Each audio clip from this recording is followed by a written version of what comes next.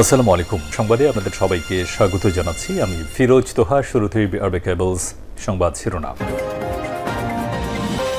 পুরোদমে Iran, Israel এবং নিরীহ ফিলিস্তিনিদের মাঝে ভয়াবহ যুদ্ধ চলছে হামলা পাল্টা হামলা।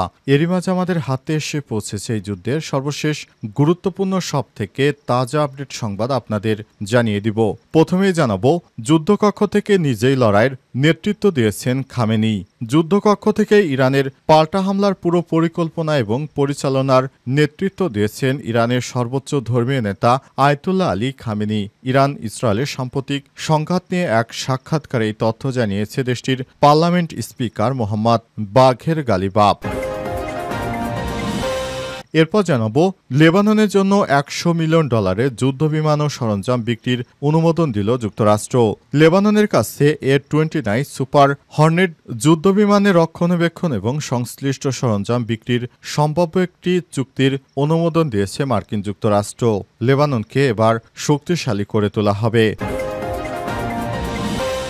এদিকে ইউক্রেনের সঙ্গে যুদ্ধে উত্তর কোরিয়ার সেনাদের অবদানের প্রতি কৃতজ্ঞতা জানালো রাশিয়া। ইউক্রেন যুদ্ধে রুশ বাহিনীকে শক্তিশালীকরণে ও বিশেষ অভিযানে সহায়তার মধ্যে অবদানের জন্য উত্তর কোরিয়ার সেনাদের প্রতি কৃতজ্ঞতা জানিয়েছে রাশিয়া। আজ দেশটির রাষ্ট্র সংবাদ সংস্থা তাসের এক প্রতিবেদনে এই তথ্য তুলে ধরা হয়। এদিকে ছাত্রদলের 9 নেতার পদত্যাগ। রাজধানীর পুরান ঢাকায় অবস্থিত sir Salimullah medical college Mitford সংলগ্ন এলাকায় ব্যবসায়ী চাঁদ সোহাগ নামে এক ব্যক্তিকে প্রকাশ্যে নির্মমভাবে হত্যার অভিযোগ উঠেছে যুবদল নেতাকর্মীদের বিরুদ্ধে। মারধরের পর সোহাগকে রাস্তায় ফেলে পাথর দিয়ে শরীর থেতলে দেয় অভিযুক্তরা। এবং সর্বশেষ জানাবো, 5 কোটি টাকা চাঁদা না পেয়ে আবারও অস্ত্রশস্ত্র নিয়ে এসে ব্যবসা প্রতিষ্ঠানে হামলা, গুলি। আবারও মিটফোর্টের ঘটনার মধ্যেই ঘটে গেল আর এক নির্মম ঘটনা। 5 কোটি টাকা চাঁদা না পেয়ে অস্ত্রশস্ত্র নিয়ে এসে আবারও হামলা চালিয়েছে একটি ব্যবসা প্রতিষ্ঠানে। জানা গেছে ওই ব্যবসা প্রতিষ্ঠানের মালিকের কাছে 5 কোটি চাঁদা দাবি করে দুর্বৃত্তরা চাঁদা দিতে তিনি রাজি না হয় তার ব্যবসা প্রতিষ্ঠানে এসে আবারও হামলা ও ভাঙচুর করেছে এসব সন্ত্রাসীরা। এই ঘটনার সত্যতা প্রকাশ করেছে পুলিশের পক্ষ থেকে বলা হয়েছে, 5 কোটি টাকা চাঁদার জন্য 2 বার এসে ওই প্রতিষ্ঠানে হামলা চালায় দুর্বৃত্তরা। এই ঘটনাটি এমন এক সময় ঘটেছে যখন বিএনপির বিরুদ্ধে সারা দেশব্যাপী এখন জনসচেতনতামূলক বিভিন্ন কর্মকাণ্ড পরিচালিত হচ্ছে এবং বিএনপি সারা দেশব্যাপী চাঁদাবাজি করছে। প্রিয় দর্শক, এতক্ষণ শুনছিলেন সংবাদ শিরোনাম, এবারে বিস্তারিত। তবে তার আগে বন্ধুরা, অনুরোধ থাকবে এই সংবাদটিতে একটি লাইক দিন। এই চ্যানেলে আপনি নতুন হয়ে থাকলে আমাদের সংবাদটি দেখতে দেখতে চ্যানেলটি সাবস্ক্রাইব করে রাখুন। কমেন্ট করে বন্ধুরা আপনার মূল্যবান মতামত জানিয়ে দিন আপনি বিশ্বের কোন দেশ থেকে বা বাংলাদেশের কোন স্থান থেকে আমাদের সংবাদটি দেখছেন এবং শুনছেন। আর বন্ধুরা, গাজা যুদ্ধে আপনি যদি নিরীহ ফিলিস্তিনিদের ভালোবেসে থাকেন, কমেন্টে ইয়েস লিখে বিশ্ববাসীকে জানিয়ে দিন। সংবাদটি আপনার সোশ্যাল মিডিয়া ফেসবুকে শেয়ার করে বন্ধুদেরও দেখার সুযোগ করে দিন। এবারে বিস্তারিত। যুদ্ধকক্ষ থেকে নিজেই লড়াইয়ের নেতৃত্ব দিয়েছেন খামেনি। যুদ্ধকক্ষ থেকে ইরানের পাল্টা হামলার পুরো পরিকল্পনা এবং পরিচালনার নেতৃত্ব দিয়েছেন ইরানের সর্বোচ্চ ধর্মীয় নেতা আয়াতুল্লাহ আলী খামেনি। ইরান ইসরায়েলের সাম্প্রতিক সংঘাত নিয়ে এক সাক্ষাৎকারে এই তথ্য জানিয়েছেন দেশটির পার্লামেন্ট স্পিকার মোহাম্মদ বাঘের গালিবাফ। তিনি বলেছেন, খামেনির নির্দেশে পরিচালিত সুনির্দিষ্ট ও ফলপ্রসূ হামলার কারণে ইসরায়েল ও ওয়াশিংটন মাত্র 12 দিনের মধ্যে যুদ্ধবিরতিতে যেতে বাধ্য হয়েছে। গালিবাফ আরও বলেন, আমাদের নেতা আয়াতুল্লাহ আলী খামেনি হত্যাকাণ্ডের 3-4 ঘন্টার মধ্যে নতুন কমান্ডার নিয়োগ দেন। তিনি তাদের ব্যক্তিগতভাবে তলব করেন, ব্রিফ করেন, নির্দেশনা দেন এবং সরাসরি যুদ্ধক্ষেত্রে পাঠিয়ে দেন। গালিবাফ ব্যাখ্যা করে বলেন, আয়াতুল্লাহ আলী খামেনি ঠিক সেই ভূমিকাই পালন করেছেন যেমনটি তিনি 1980-এর দশকে করেছিলেন, যখন সাদ্দাম হোসেনের নেতৃত্বে ইরাক দক্ষিণ ইরানে হামলা চালিয়েছিল। ইসরায়েলের বিমান হামলার কয়েক ঘন্টার মধ্যেই জাতির উদ্দেশ্যে ভাষণ দেন আয়াতুল্লাহ আলী খামেনি। একটি ভিডিও বার্তায় তিনি ইরানের জনগণকে বলেন, ইসরায়েলকে তাদের অপরাধের জন্য মূল্য দিতে হবে এবং এজন্য তারা দুর্দশাগ্রস্ত হবে। যুদ্ধবিরতির প্রেক্ষাপট নিয়ে ইরানের পার্লামেন্ট স্পিকার জানিয়েছেন, ইসরায়েলের সাম্প্রতিক সামরিক আগ্রাসন বন্ধ হয়েছে মূলত তাদের ব্যর্থতার কারণে, কোনো রকম নমনীয় মনোভাব এর কারণে নয়। তিনি জোর দিয়ে বলেছেন, স্থল আকাশে ইরানের নিয়ন্ত্রণই ছিল ইসরায়েলের ব্যর্থতার অন্যতম কারণ। তার ভাষায়, আমরা ইসরায়েলের সামরিক ও প্রতিরক্ষা কেন্দ্রগুলো অকার্যকর করে দিয়েছি। ইরানের স্পিকার আরও জানায়, যুদ্ধের শেষ দিকে ইরানি ক্ষেপণাস্ত্র হামলার নির্ভুলতার হার ছিল ৯০% বেশি, যার ফলে ইসরায়েলের প্রধান সামরিক ও বিমান প্রতিরক্ষা স্থাপনাগুলো অচল হয়ে পড়েছে। ইহুদিবাদী ইসরায়েলিরা সহজে জয় ছিনে নেওয়ার যে আকাঙ্ক্ষা করছিল সেটি তারা করতে পারেনি। তারা ইরানে হামলা করে সম্পূর্ণ ব্যর্থতায় পর্যবেসিত হয়েছে। ইহুদিবাদী ইসরায়েল মনে করেছিল তারা এই যুদ্ধে জিততে পারবে, কিন্তু কোনোভাবেই তারা জিততে পারেনি। তাদেরকে একরকম ধ্বংস করে দিয়েছে ইরানের যোদ্ধারা। ইরানের একটি মিসাইল হামলায় ধ্বংস হয়ে গেছে ইহুদিবাদী ইসরায়েলের সমস্ত গুরুত্বপূর্ণ স্থাপনা। লেবাননের জন্য $100 মিলিয়ন যুদ্ধবিমান সরঞ্জাম বিক্রির অনুমোদন দিল যুক্তরাষ্ট্র। লেবাননের কাছে A-29 সুপার টুনাকো যুদ্ধবিমান রক্ষণাবেক্ষণ এবং সংশ্লিষ্ট সরঞ্জাম বিক্রির সম্ভব একটি চুক্তির অনুমোদন দিয়েছে যুক্তরাষ্ট্রের সদর দপ্তর।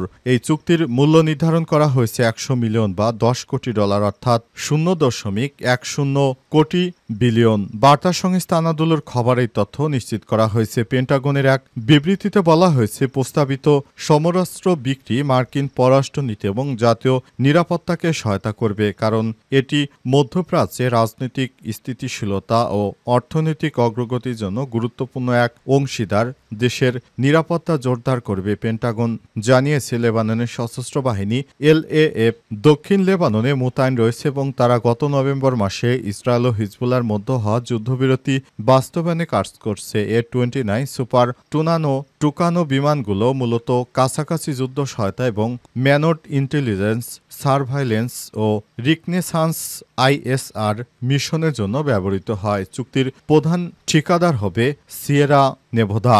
অবস্থায় ইহুদিবাদী ইসরায়েলকে চরম শিক্ষা দিতে পারবে লেবানন। লেবাননের হাতে যদি নতুন করে সব অস্ত্র আসে, ইহুদিবাদীরা কাঁপতে শুরু করবে।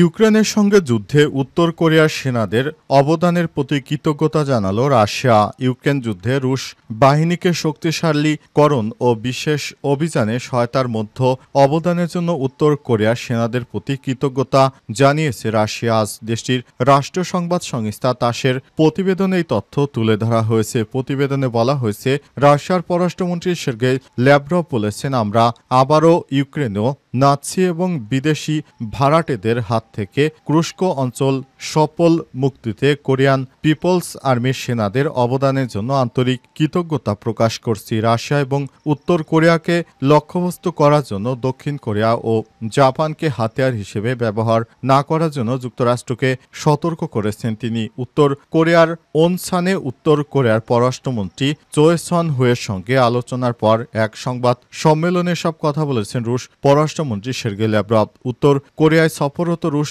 পররাষ্ট্রমন্ত্রী দেশটির প্রেসিডেন্ট কিম জং উনের সঙ্গেও সাক্ষাৎ করেছেন বলে জানা গেছে। সংবাদ সম্মেলনে ল্যাভরভ আরও বলেছেন, ইরানে ইসরায়েলি ও মার্কিন হামলার অনেক আগেই উত্তর কোরিয়া কিছু প্রয়োজনীয় সিদ্ধান্তে পৌঁছেছিল, আর এ কারণে দক্ষিণ কোরিয়া ও জাপান জুড়ে যুক্তরাষ্ট্রের সামরিক শক্তি বৃদ্ধি সত্ত্বেও কেউ উত্তর কোরিয়ার বিরুদ্ধে শক্তি প্রয়োগের কথা ভাবছে না।